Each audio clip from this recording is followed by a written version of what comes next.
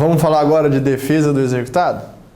Seguindo então, em relação aos embargos de execução, que é a defesa originária do nosso executado, o prazo para a defesa qual é? Lembra bem? Certo, esse mesmo, 15 dias. O nosso executado então terá o prazo de 15 dias para o oferecimento de sua defesa. Mas saber o prazo é fácil, você já sabe que é 15 dias. O problema é, quando começa a contagem do prazo? Primeiro, como forma de citação do nosso executado, o artigo 222 do Código de Processo Civil de 73 diz que a execução será efetuada preferencialmente por correio, por carta, exceto quando, a linha D do 222, no processo de execução. Isso nos remete à ideia de que, obrigatoriamente, na execução do processo civil de 73, a citação tenha que ocorrer por oficial de justiça, seja por mandado, seja por carta precatória. Por quê? Na execução da obrigação de pagar a quantia, o mandado sai em 3 vias. O oficial de justiça faz a citação e logo depois do prazo de 3 dias para o cumprimento voluntário, ele retorna com o mesmo mandado para o cumprimento voluntário. Isso quando a penhora de bens era a regra, era a grande prática. Hoje, pela prática, a penhora online feita no gabinete do juiz sobressai a penhora de bens do executado. Então, o que o nosso legislador faz? Na execução, não há mais a obrigatoriedade da citação por oficial de justiça. O executado ele pode ser citado por carta, com aviso de recebimento, e promovida essa citação, inicia o prazo efetivamente do prazo de 3 dias para o cumprimento voluntário. Caso não haja o cumprimento voluntário, no prazo de 3 dias, o juiz, então, está autorizado a fazer a penhora online, não de ofício, a requerimento do exequente. Essa citação ela tem um efeito também para a apresentação de defesa. Por quê?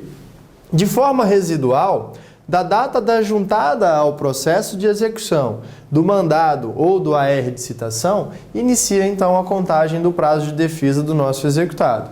Então, sai o AR, a carta de citação, quando retorna o AR cumprido e ele é juntado no processo, inicia a contagem do prazo de 15 dias para que o nosso executado possa apresentar aí a sua defesa.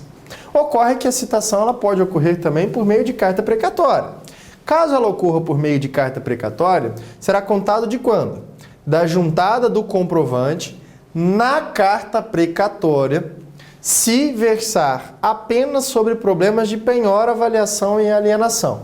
Então vamos supor que os embargos queiram atacar a penhora. A penhora ela foi feita onde? Na própria carta precatória? Foi um ato executivo praticado no juízo deprecado? Dessa forma, quando houver a juntada aos autos do comprovante de citação, cujos embargos sirvam para atacar essa penhora, é da data da juntada à carta precatória do mandado devidamente cumprido, que contará aí o prazo para o nosso executado apresentar a sua defesa. No entanto, caso o ato executivo seja impugnado por qualquer outra matéria, uma vez que os embargos têm natureza jurídica de ação e eles podem versar por qualquer matéria, caso então o nosso executado apresente essas matérias como defesa, havendo a citação por carta precatória, o prazo para embargos iniciará exclusivamente quando houver uma informação do juízo deprecante ao juízo deprecado. Então, o juízo onde corre a execução expede a carta precatória, num segundo momento faz a remessa ao juízo deprecado, o juízo deprecado dá o cumprimento à carta precatória, recebe o comprovante de citação na própria carta precatória e oficia por qualquer meio, inclusive por meio eletrônico, ao juízo deprecado, informando que a citação ocorreu aqui no juízo deprecado. Então, quando o juízo deprecante receber a informação do juiz deprecado, porque pode ser até um e-mail, um malote eletrônico, recebeu essa informação e juntou nos autos da execução originária, aí começa a contagem do prazo para o oferecimento dos embargos. Então percebam que ficou meio variante aqui esse prazo e vai depender da situação. Se foi pelo meio de mandado ou por carta, por correio, ou se foi por carta precatória.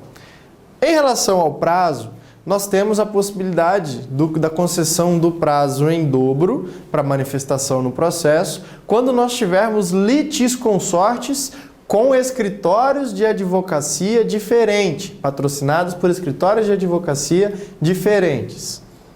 Isso não se aplica aqui na execução. O prazo de 15 dias, no caso de litisconsortes na execução, ele é único, ele serve para cada um dos executados. E não conta do último comprovante de citação. Ele vai contar independente para cada executado. Então nós temos 3 executados, ou 2, por exemplo. 3, vamos colocar 3. O nosso executado e 2 fiadores. Manejou a citação dos 3. Juntou primeiro ao do executado. Já começou a contar seu prazo, 15 dias. Juntou do primeiro fiador. Agora começa a contar a sua defesa, prazo para a sua defesa. Juntou do terceiro fiador. Agora começa a contar o seu prazo para a defesa. E dos outros 2 já iniciou anteriormente. Então são prazos independentes e individuais e simples. Não há prazo em dobro. Salvo quando tivermos como litisconsorte cônjuges e companheiros, desde que sejam patrocinados por escritórios de advocacia diferente. Então, se no polo passivo da execução estiver marido e mulher, companheiro e companheira, caso eles não sejam patrocinados, defendidos pelo mesmo escritório de advocacia, nós temos então a possibilidade da concessão do prazo em dobro. É a única exceção. Caso contrário, sempre será de 15 dias. Ainda em relação aos embargos de execução, como já é na prática, independem de garantia do juízo, seja por meio de penhora, seja por meio de depósito voluntário ou de caução. Não há necessidade dessa garantia do juízo para o oferecimento dos embargos. Persistem com natureza jurídica de processo de conhecimento, tanto é que são autuados em apartado e seguem o rito comum do processo de conhecimento. Tem essa cognição ampla, então pode ser produzida qualquer espécie de prova, né, inclusive prova pericial e testemunhal. Dispensa esses embargos no caso de impugnação da penhora e avaliação, caso a alegação do executado recaia exclusivamente sobre a penhora, ele não precisa manejar os embargos, porque como os embargos têm natureza de ação, estão sujeitos ao recolhimento de custas. Se ele quiser simplesmente impugnar a penhora ou avaliação, poderá fazer por simples petição, no prazo de 15 dias da data da ciência da penhora ou da avaliação. Isso é novo, não vem previsto no Código de 73. E o efeito suspensivo aqui, ele não é opus legis. Não é pelo fato de ter ofertado os embargos que haverá suspensão da execução. A concessão do efeito suspensivo aqui ele é opus iudicis. Ficará a critério do magistrado no caso concreto, isso se o executado logre êxito em provar para o juiz que o prosseguimento da execução lhe imputa um risco de dano irreparável de difícil reparação. Em relação a uma outra forma de defesa do executado muito utilizada, que é a exceção de pré-executividade, ela vem prevista de certa forma no nosso Código. Ocorre que a exceção de pré-executividade, ela tinha cabimento na ação de execução, efetivamente, quando a execução ela não trazia a possibilidade do prosseguimento dos atos executivos com oferecimento dos embargos. Antes da reforma do CPC de 2005 e 2006, o simples fato de se oferecer embargos de execução já causava a suspensão dos atos executivos. Então, os embargos tinham efeito suspensivo por regra. Quando os embargos perdem esse efeito suspensivo e eles também impõem aí a desnecessidade da garantia do juízo, seja por caução, por penhora ou por depósito judicial, cai a importância da exceção de pré-executividade no lugar dos embargos. Hoje, a única vantagem de ofertar a exceção de pré-executividade é que ela é ofertada nos próprios autos, não demanda a origem de um outro processo e também não estaria sujeito ao recolhimento de custos. Mas há alguns pontos negativos em relação à exceção de pré-executividade. Vantagens: mesmos autos, sem custas, não depende de penhora e não estaria sujeito ao prazo de 15 dias, caso a matéria arguída em exceção seja matéria de ordem pública. Desvantagens: menor poder cognitivo, a prova tem que ser pré-constituída, não pode alegar qualquer matéria que demande prova e não está sujeita a prazo. Como não há sujeição a prazo, caso a exceção de pré-executividade seja ofertada num prazo superior aos embargos, que é o prazo de 15 dias, E caso ela não verse por matéria de ordem pública, teoricamente a execução seria rejeitada por ser uma manifestação intempestiva do executado. Ela não pode vir para substituir os embargos que não foram ofertados no tempo correto. Então é um instituto um tanto quanto delicado, que deve ser sopesado pelo advogado a sua utilização no caso concreto. Melhor utilizar o mais, que é os embargos, do que utilizar a exceção, que é o menos. Finalizando aqui a nossa parte da execução, precisamos falar sobre o último título do livro de execução no CPC, que é a suspensão e a extinção do processo de execução. A execução será suspensa em 5 hipóteses. Primeiro, aqui ele fala dos artigos 313 a 315, que são aquelas hipóteses de suspensão genérica do processo. Por falecimento da parte, falecimento do seu procurador, o juiz deve suspender o processo para que haja substituição processual. No mais, a execução pode ser suspensa no todo ou em parte, quando recebidos os efeitos suspensivos dos embargos. Então percebam que os efeitos suspensivos dos embargos podem ser totais ou parciais, podem atingir apenas uma parte da execução. Quando o executado não possuir bens penhoráveis, ou seja, descobre-se a insolvência do executado, que ele não tem patrimônio, suspende-se também a execução. Se a alienação dos bens penhorados não for realizada por falta de licitantes e o exequente em 15 dias não requerer a adjudicação nem indicar outros bens, ou seja, tentou-se a expropriação dos bens do executado, não conseguiu a expropriação porque não achou ninguém que tivesse interesse em adquirir aqueles bens penhorados. Se o exequente não optar por adjudicar os bens, nem indicar outros bens a serem penhorados, há a causa de suspensão da execução.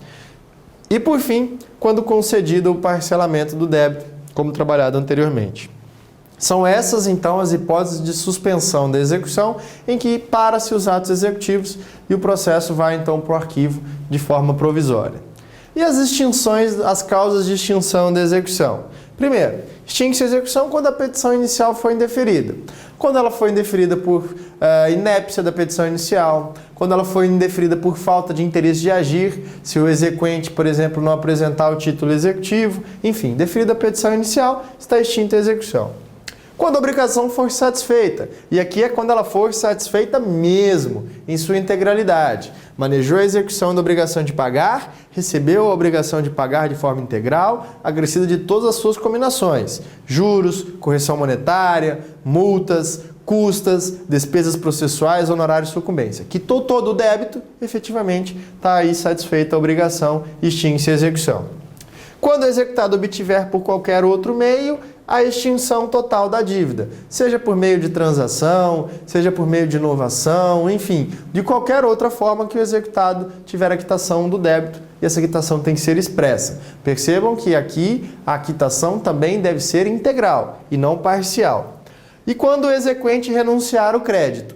Aqui a renúncia é do crédito, é do direito material, não é a simples desistência da ação de execução, é a renúncia integral do crédito. Como última hipótese de extinção da execução, trago para vocês uma matéria que há muito tempo é controvertida em nossos tribunais, na doutrina e na jurisprudência, que é a possibilidade da prescrição intercorrente como causa de extinção da execução. Quando o nosso dispositivo fala que suspende a execução por ausência de bens penhoráveis executados ou pela insolvência, no Código de 73, o nosso legislador não limita prazo para essa suspensão.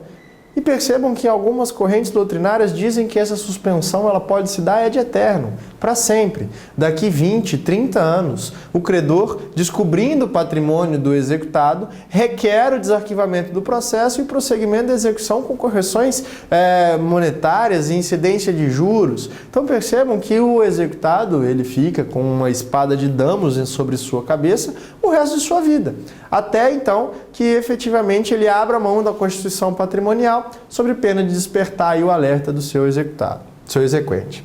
Dessa forma, então, o nosso legislador, até como acompanhando o direito material, previu a possibilidade de prescrição intercorrente. Prescrição é aquela perda da pretensão que ocorre antes da propositura da ação, que vem lá do direito material, lá do Código Civil. Aqui o nosso legislador está criando uma prescrição que ocorre dentro do processo, depois de ajuizada a execução.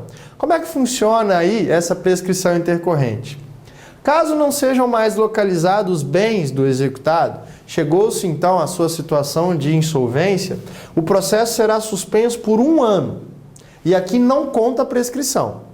Então, descobriu-se a insolvência do executado, não conseguiu quitar o débito em razão da sua insolvência, para o processo de execução por 1 ano. E aqui não está contando prescrição alguma. Passado esse prazo de 1 ano, sem qualquer manifestação do exequente indicando de forma efetiva constituição de patrimônio do executado, aí o processo é enviado para o arquivo. É um arquivo provisório. Então ele vai ser remetido para o arquivo sem baixa no distribuidor. A partir do momento em que transcorre esse 1 ano e o processo é arquivado, agora efetivamente está correndo o prazo da prescrição intercorrente. A prescrição ela vai ocorrer dentro do processo. Por qual período? Pela súmula 150 do STF, prescreve a execução no mesmo prazo de prescrição da ação. Então você vai ter que analisar qual é o prazo de prescrição da dívida, da obrigação lá no direito material, para você saber qual que é o prazo de prescrição intercorrente. Se a dívida prescreve, é uma dívida comum, e ela prescreve no prazo de 5 anos, a prescrição intercorrente, então, será aqui de 5 anos. Então, suspende a execução pela insolvência por 1 ano, sem contar prazo, arquiva o processo e começa a contar o prazo de 5 anos. Transcorrido aqui o prazo de 5 anos, porque se a dívida tem o prazo de 5 anos, a prescrição intercorrente também terá o prazo, é um exemplo. Então, o juiz depois ouve as partes acerca da ocorrência dessa prescrição, com manifestação ou não de ofício, ele reconhece a prescrição e extingue o processo, uma vez que a prescrição é causa de extinção da execução. Então, a partir daqui, a partir do trânsito em julgado da sentença que extinguir essa execução pela prescrição intercorrente, o executado está livre da sua dívida e não precisa mais pagar o seu débito. Pode seguir o seu caminho na Constituição Patrimonial. Gostaria de agradecer muito a oportunidade de estar aqui com vocês. Foi muito feliz a iniciativa da ESA e da Ordem dos Advogados do Brasil, Seccional Mato Grosso, na composição deste curso. Espero ter atingido o êxito na construção de conhecimento dos senhores e coloco à disposição para tirar qualquer dúvida, qualquer crítica construtiva, qualquer sugestão no meu e-mail acadêmico. prof.mateuscunha, Mateus com TH, @gmail.com. Um abraço e sucesso com o novo Código de Processo Civil.